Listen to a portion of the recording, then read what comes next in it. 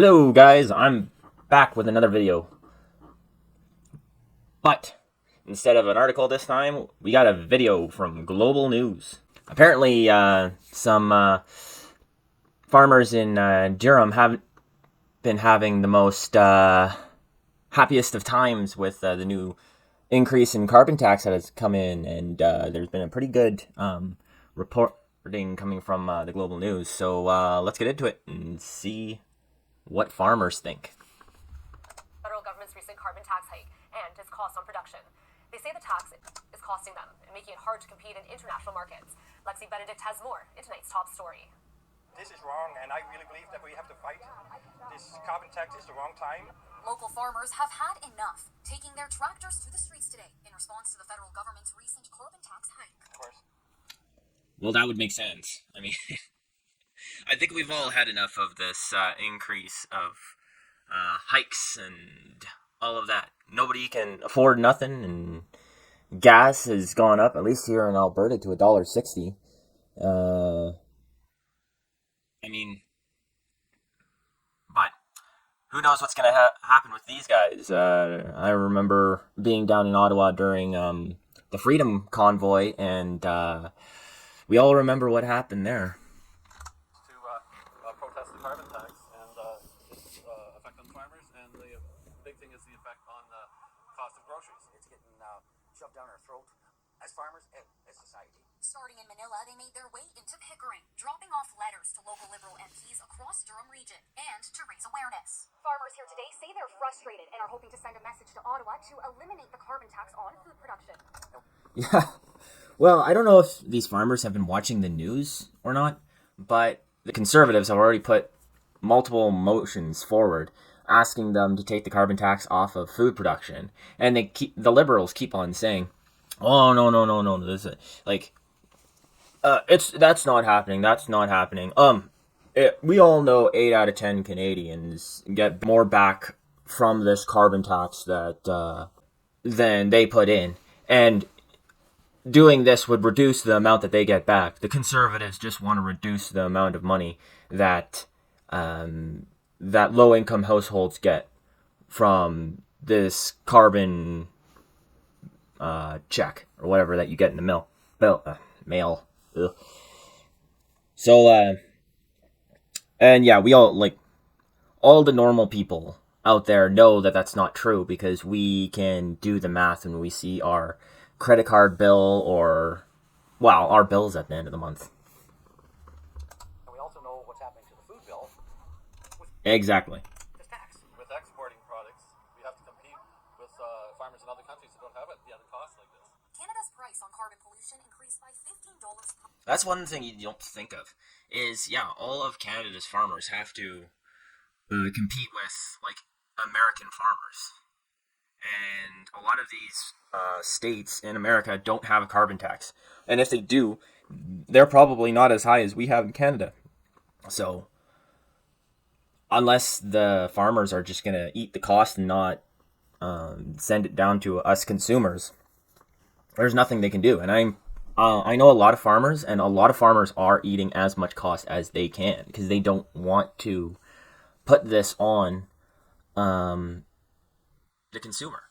So, let's continue. per ton on April 1st, leaving local food producers Okay, let's go back there. I think we missed a little bit of how much it's going to be.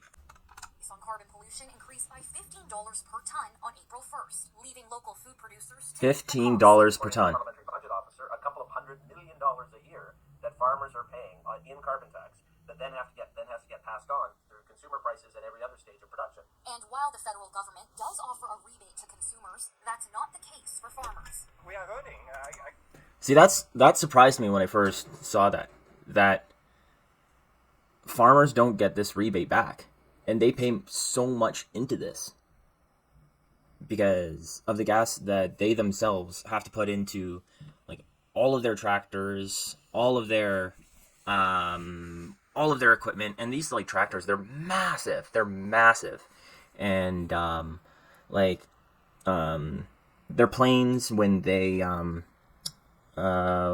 spray, and, like, you have to spray massive fields, usually at least 3 times a year. And then I don't know if you guys ever seen combines, but those combines are huge, and I bet you the sheer amount of gas those things take is incredible. I don't even know. I should probably ask to see. I got people in my area who can't pay for the gas anymore. In a statement to Global News, MP Ryan Turnbull says the federal government recognizes the additional strain on farmers and acknowledges that they use natural gas and propane in their operations and have offered a refundable tax credit to farmers. So they're sitting on. So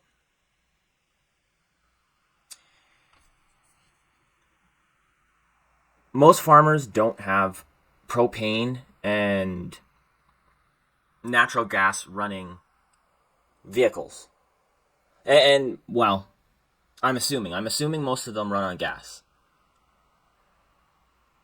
I read online in 2021, there was farm equipment that was made to run on hydrogen and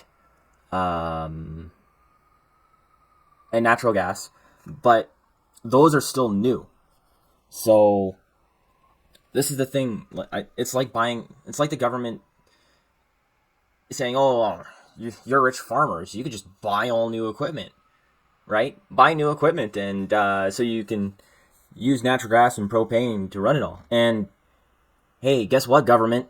Natural gas and propane is taxed using the carbon tax as well. So that's not helping at all. And this tax credit to farmers, it's like, okay, why is there need for a tax credit? Plus, I bet you the tax credit isn't the full amount of what the farmers are putting in.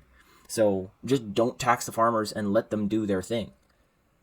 You're just hurting everyone in the end. But, if you want to help me, Mr. Imperfect Politics here, please subscribe and add a comment below, because that really helps. Now let's continue. $2.5 billion.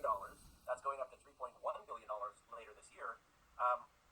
And they've made promises to return that money to business, but they've not yet delivered on it. In the meantime, Well, yeah, because this carbon tax is not meant to help the environment. It's not meant to help the poor and middle class people in this country.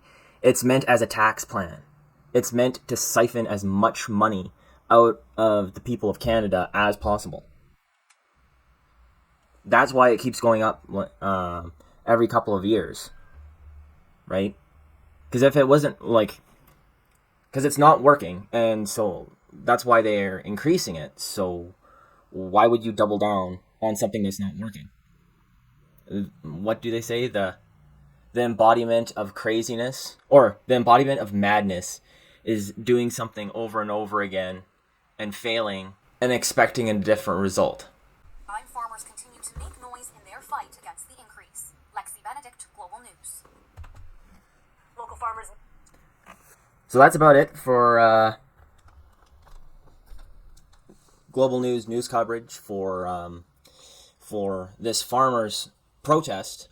And I wish I wasn't serious about this, but I'm hoping that the government doesn't enact the Emergencies Act because of this farmers' protest. Because if it gets too big and too many farmers do it, all the government has to say is, oh, it's hurting our agricultural production and it's hurting our economy.